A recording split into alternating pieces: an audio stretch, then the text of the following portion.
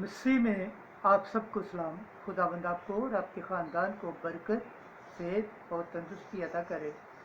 मसीह यीशु नासरी के नाम से आमीन। हमारे लिए आज की तिलावत यशू बिन सराह की किताब 48 बाब पहली आयत से 14 आयत।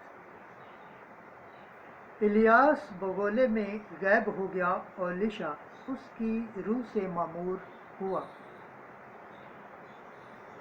खुदा बाप, बेटे और रूह कुद्दुस के नाम से आमीन।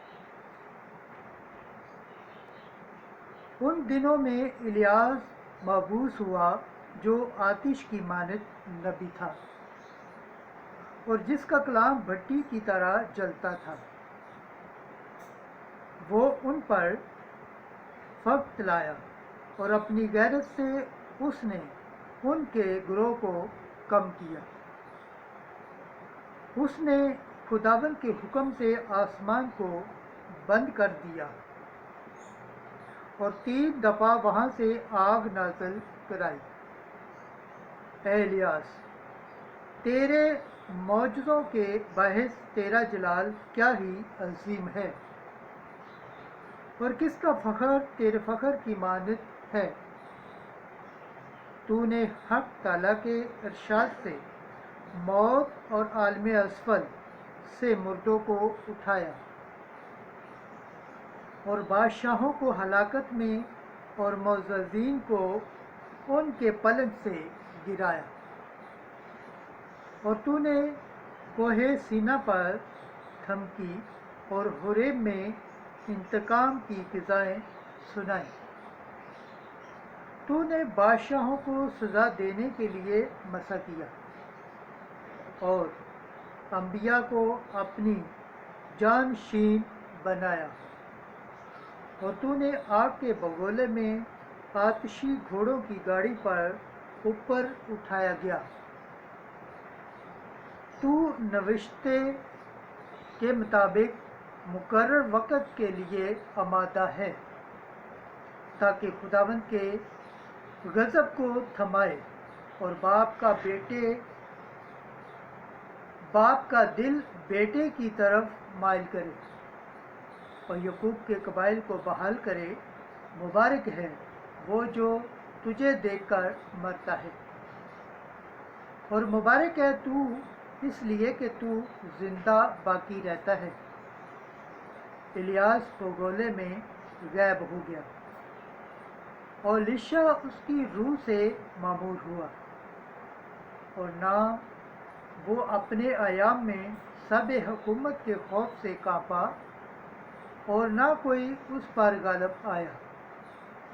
उसके लिए कोई अमर तहज्जुब अंगेज न था और मौत की नींद में उसके जिस्म ने नबूवत की।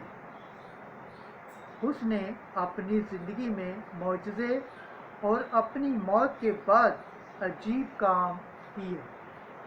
पाकलाम के पढ़े और सुने जाने पर खुदावंद की बरकत हो, खुदावंद का शुक्र हो। आमीन। आज का ज़बूर पढ़ा जाएगा, ज़बूर 96 पहली आयत से 7वीं आयत। जमाती जवाब। ऐ सादको, खुदावंद में खुशी करो। खुदावंद सल्तनत करता है, ज़मीन खुशी करे।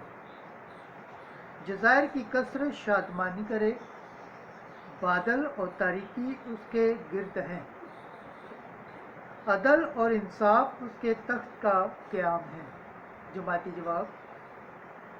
ऐ सादको, खुदावंद में खुशी करो। आग उसके आगे आगे जलती है और उसके मुखालफों को चारों तरफ जला देती है। उसकी बिजलियां जहान को रोशन करती हैं, ज़मीन देकर लड़ता है। जमाती जवाब। ऐ सादको, खुदावंद में खुशी करो। खुदावंद यानी कुल दुनिया के हुक्मरानों के हजूर पहाड़ मोम की तरह पिघल जाते हैं।